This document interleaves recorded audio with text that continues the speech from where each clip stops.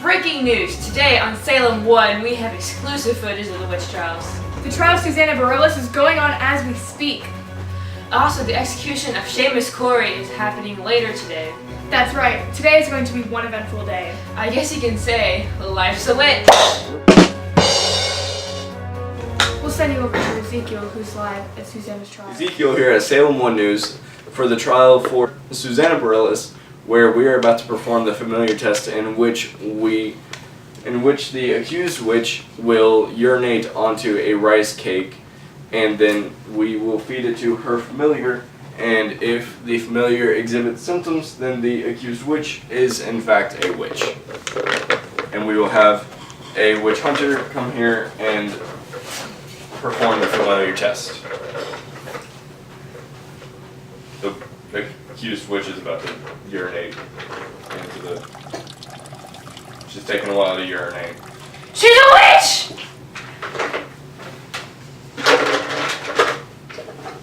We're about to give the rice cake to the familiar. The familiar loves the rice cake. She's a witch! Witch! No! Witch! We have decided that the accused witch is in fact a witch. Go, witch! Go! And she will be Go! No! Go! killed. Ezekiel here with the Reverend's daughter, who was bewitched earlier today by Susanna Bareilles, who was on trial earlier as well. Please tell me where it all began. Well, I was walking in the park with me and my friends. We were playing some fortune teller games, and then all of a sudden I see her out of the corner of my eye, Susanna Bareilles, and then I blacked out, and I didn't wake up till about an hour ago, and all these weird people in the court were all around me. How are you feeling right now? I'm feeling kind of woozy. How do you think your dad feels about all of this? Well, my father's the Reverend, and he doesn't like her, so that means she's of the devil. So just because your father doesn't like her means that she's of the devil? I mean, she's a middle-aged woman, and she's independent, so she's a witch. Well, you heard it here, folks, ladies and gentlemen. If you're a middle-aged woman and you're independent, then you must be a witch. Thank you, Ezekiel, for that insightful interview. We learned a lot and we caught a witch. Definitely interesting indeed. I honestly think all this witch stuff is crap though. John Proctor's right about all this. I completely disagree. John Proctor is brainwashing many people in this town. Besides, unpopular opinion on the news? I'm just stating my beliefs. How is that wrong? How is that? Witch! You think we have freedom of speech?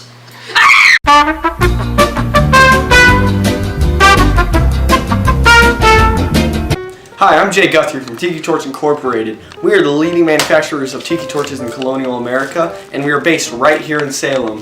Now, if you never benefited from slavery, then we would be happy to be your first company to help you do so, because our tiki torches are manufactured 100% from convicts from Salem Witch trials.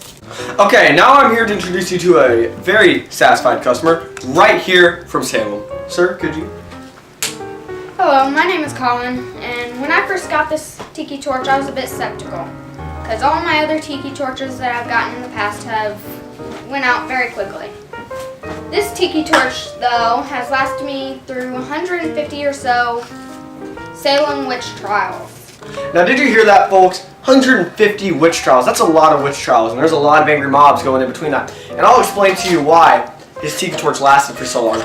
Now, with our revolutionary technology, this tiki torch will take virtually forever to run out, because as you use your torch, you just refill it. Now, and the fuse is interchangeable.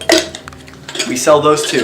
Now, if you're not completely convinced that our tiki torches are the best, then let me just sweeten the deal, because for this special TV-only offer, you will have a lifetime warranty.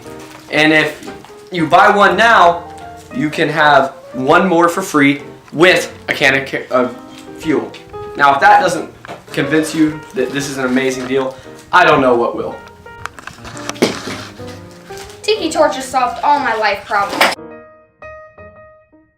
Now take it from this man who was a concerned citizen during the Salem Witch trials. He is the local expert on this. Now if this doesn't convince you, I don't know what will, and we don't want you if you haven't been convinced. Tiki Torch Incorporated. Only witches were harmed in making this. Caution, this advertisement was made on a budget. Now, back to your regularly scheduled program. Emmeline here with Salem 1. Today, on this beautiful afternoon, we are here live at the execution of Seamus Corey. Oh, look, here they come now. Mr. Corey, what are your comments about your death? Mr. Corey, what are your comments about your death? I don't want to die. Do you still proclaim yourself as innocent? Yes. We're about to watch him get crushed by stones by the executioner. Get on the table.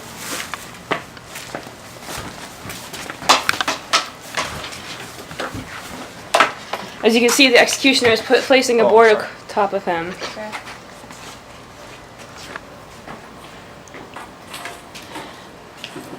Mr. Corey, how do you feel right now? Like I'm innocent.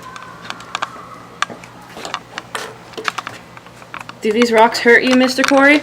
Yes.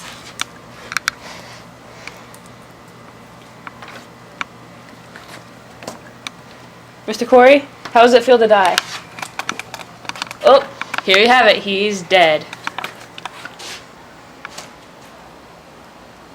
Rest in peace, Mr. Corey, or should I say, evil witch? Well, today I'm here with Mr. Executioner. Hello there.